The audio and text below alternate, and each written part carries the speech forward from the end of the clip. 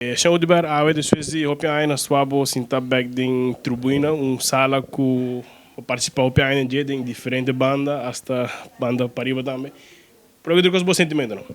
Bom, me digo isso com verdade, depois de praticamente 5 anos, me está dentro da sala de parlamento aqui, aqui não ando no primeiro piso, mas de 2 pisos, junto com o povo de Aruba, que era tópico sumamente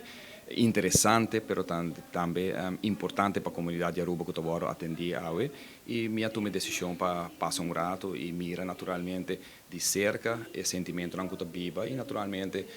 experienciar a forma que eu debate na arriba tópico assim interessante e importante para a nossa comunidade. Bom, me digo bisa que eu estou trempando ainda, verdade, mas toma nota de mais ou menos 3 discursos que eu vou riba. Lo que está resaltando naturalmente está que lamentavelmente mi não escuta é parte fundante de lo que trata é direito de que mais cultura que está buscar a ordem lei aqui de ser humano está discutir e baje mi mira que não já é pero mi pobisa for de 8 anos passado na 2016 ora mi tinha honor de ministra cava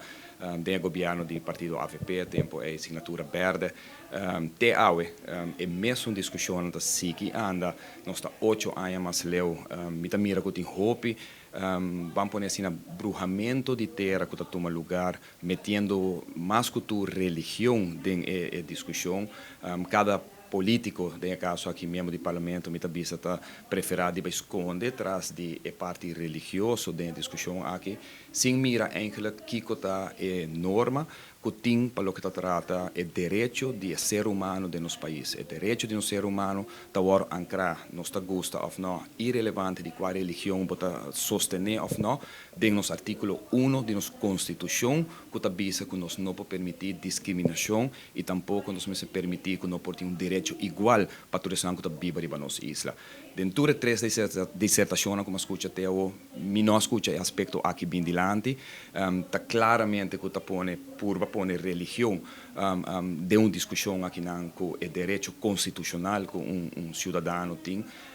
Manema visa, se nós queda pegada em tempo,